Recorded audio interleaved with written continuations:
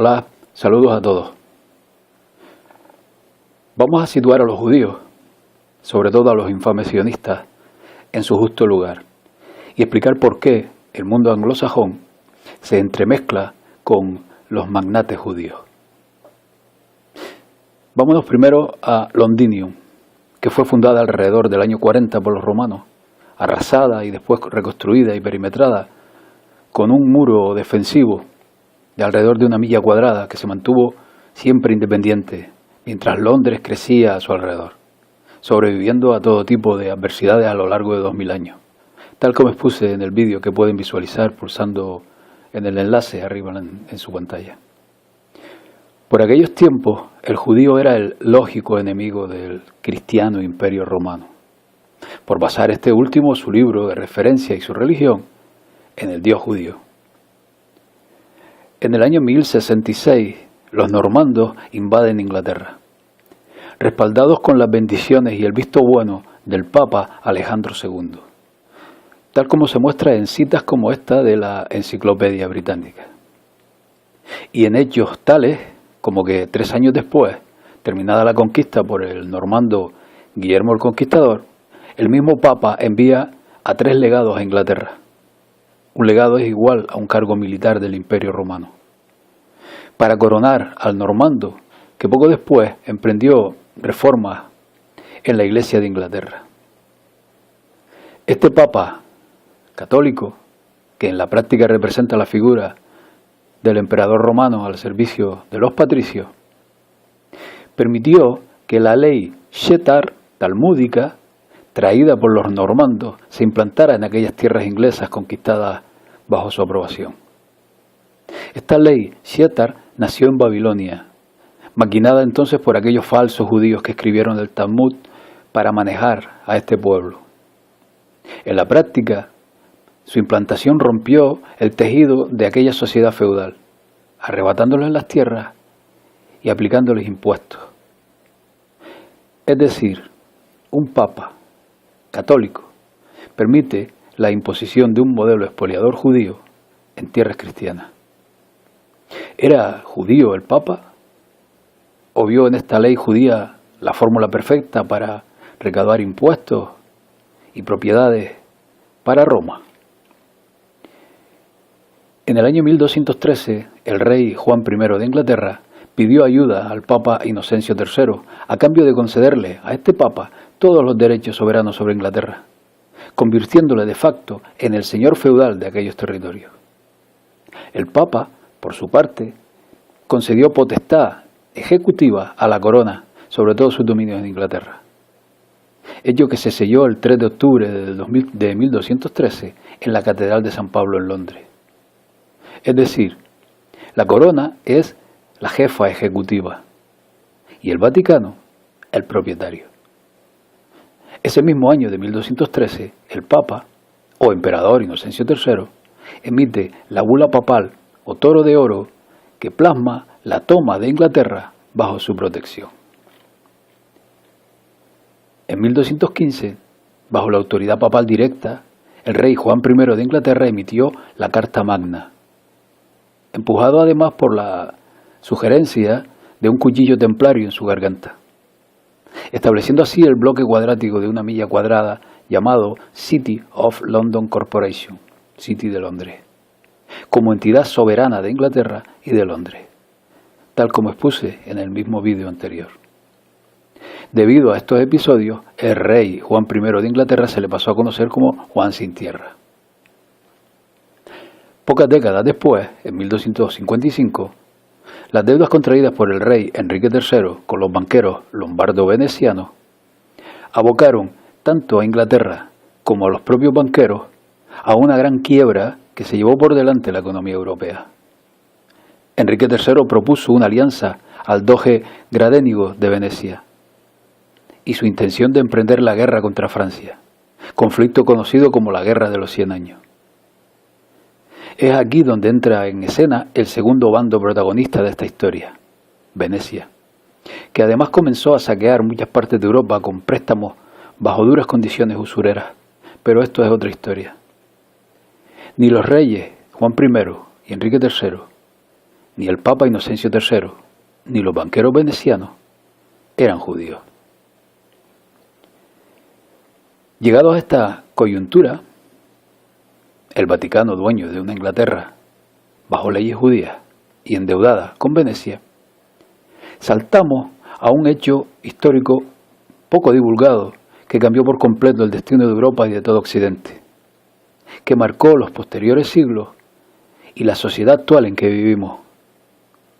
Me refiero al interdicto del Papa Pablo V, Camilo Borghese, contra Venecia, emitido en el año 1606 como reprimenda a dos publicaciones del principal consejero de Venecia, el monje Paolo Sarpi, en las cuales anunciaba este monje al mundo que la alianza de Venecia, España y Vaticano estaba muerta. A partir de aquí, el poder mundial, Vaticano, español, veneciano, se fractura y Venecia emprende la toma del control sobre Inglaterra papal, aunque ya con anterioridad venían preparando el terreno, tal como veremos en breve. Hay que precisar que fue a partir de esta época que ambos bandos se ensalzaron en una lucha por controlar el Vaticano, la cabeza del Imperio Romano. Lucha que se extendió por más de 2 siglos y continuó dando coletazos hasta la mitad del siglo XX. Resulta de vital importancia, para lo que expondré a continuación, comprender que lo visto hasta ahora con respecto a Inglaterra fue obra del bando unificado. Solo había uno, el Vaticano-Venecia. Y los hechos y protagonistas que verán a continuación son obra del bando que emprendió la tarea de arrebatarle a Roma, es decir, a sus ex socios, el control sobre Inglaterra. Veamos. Como decíamos, Venecia preparaba el camino hacia Inglaterra antes del interdicto papal que ocasionó la ruptura, enviando primero a Inglaterra a Francesco Giorgi, más conocido por Zorzi, un franciscano de Venecia y cabalista perteneciente a una de las 10 familias gobernantes de Venecia y sobrino de Gasparo Contarini. Sí, el mismo Contarini, cofundador de los jesuitas, que a su vez apoyaba la contrarreforma. Sus cometidos, los de Giorgi, fueron 2: fagocitar el divorcio de Enrique VIII, para así formar el cisma que rompería con Roma y de paso con España, haciéndole caer en la trampa sexual de Ana Bolena, nieta del líder de la facción veneciana en Inglaterra, Thomas Howard, duque de Norfolk, y el segundo cometido, divulgar en Inglaterra la semilla Rosacruz cristiana, escribiendo su obra Harmonia Mundi, tomando los documentos Rosacruz alemanes del siglo XVI y fundiéndolos con la masonería para convertirla en especulativa. Es decir, entendamos bien esto: 2 facciones que pugnan por la misma mentira, el Imperio Romano disfrazado de Iglesia Católica, no pueden desvelar y poner en riesgo sus trampas comunes. Digo, si Roma tenía órdenes religiosas y de caballería, quien aspirara a dominarla debía crear armas similares. En este caso crearon la masonería especulativa en 1717. Y poco antes ya la venían sembrando todo el asunto con la Royal Society. Otro agente veneciano fue John Dee, una especie de Rasputín en la corte de los Tudor.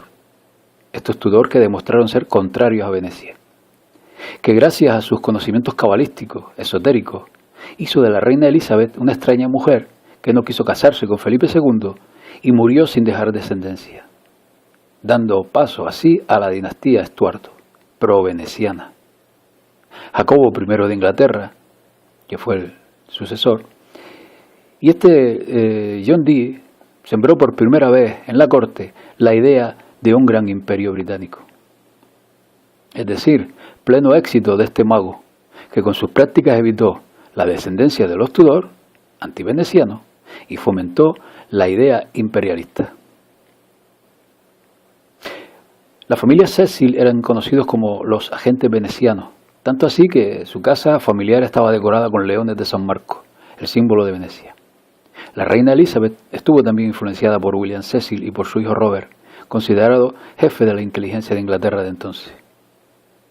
Oliver Cromwell era sobrino del agente veneciano Thomas Cromwell, este último autor de la decisión de Enrique VIII de romper con Roma y formar la Iglesia de Inglaterra. Casado con la viuda del financiero veneciano genovés, Sir Orazio Pallavicini, un controlador importante de las finanzas estatales inglesas, de una importantísima familia de la nobleza negra, cofundadora de los jesuitas. Esta viuda trajo 2 hijos de su matrimonio con Pallavicini y los casó con sus propios hijos posteriores, Cromwell. Así que la familia Cromwell estaba íntimamente relacionada con el mundo de las finanzas venecianas. Venecia tuvo que construir su propia facción entre la nobleza inglesa para controlarla. Y lo hizo con la creación de una clase mercantil rica, controlada por protestantes. Así, en 1581, una empresa comercial fue creada con el Acuerdo de Venecia. Se llamaba la Turkey Company. Y aún más explícito con la creación en 1583 de la Venice Company, Compañía de Venecia, por Robert Dudley, el conde de Leicester, que poco después se fusionaron y se convirtieron en 1592 en la Levant Company, que más tarde se convirtió en la famosa British East India Company, principal fuente del surgimiento de Inglaterra como imperio, que propició la creación de una clase comerciante rica, cuyo requisito fundamental para entrar y ascender en dicha compañía era ser masón, es decir, consciente o inconscientemente pro-veneciano. Es también revelador que entre el año 1509 y 1715 dominaba Inglaterra un partido cuyo nombre lo dice todo, el Partido Veneciano.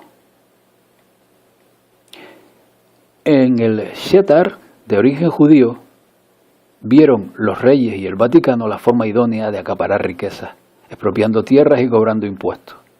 Y por ello, el rey de Inglaterra, Jorge III, culminó su implantación cuando en The Georgetown Law Journal, volumen 71, páginas 1179 a 1200, establece que los judíos son propiedad de los reyes normando y anglosajón, y además los nombra administradores del sistema bancario de la corona. Esta ley es conocida hoy día como el Código Comercial Uniforme, que es el derecho internacional privado, el derecho comercial, la ley del mar aplicada en tierra. Bajo similares reglas, mismo rey y mismas leyes, se crearon los Estados Unidos, cuyos dueños son hoy día la corona británica, con la aprobación de los amos, del Vaticano. Tanto así que Washington, en su fundación, se llamaba Roma, pero esto es también tema aparte. ¿Era judío el rey Jorge III? ¿Estaba por entonces el Vaticano infiltrado por judíos?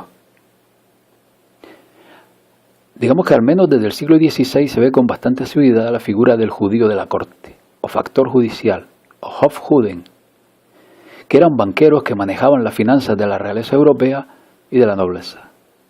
Se hicieron necesarios porque las prohibiciones contra la usura se aplicaban a los cristianos y no a los judíos. Muchos reyes y emperadores, como por ejemplo los Habsburgo del Sacro Imperio Romano, tenían un número considerable de judíos en la corte. La pregunta es, ¿se infiltraron los judíos entre los monarcas y emperadores? ¿O fueron elegidos por estos por conveniencia? Llegados a este punto, conviene aclarar la situación, la coyuntura. Una Inglaterra tomada en el año 1066 por el Vaticano y arrebatada después por sus oponentes y socios de antaño, por Venecia, que atrae para su causa al enemigo de su enemigo, al judaísmo. Y que es a partir de esta fecha que Roma emprende una feroz campaña de desprestigio, bajo excusas religiosas, contra la masonería y sobre todo contra el judaísmo. Se producen 2 siglos de luchas entre Roma y la Inglaterra veneciana, con acontecimientos como los que ven en pantalla.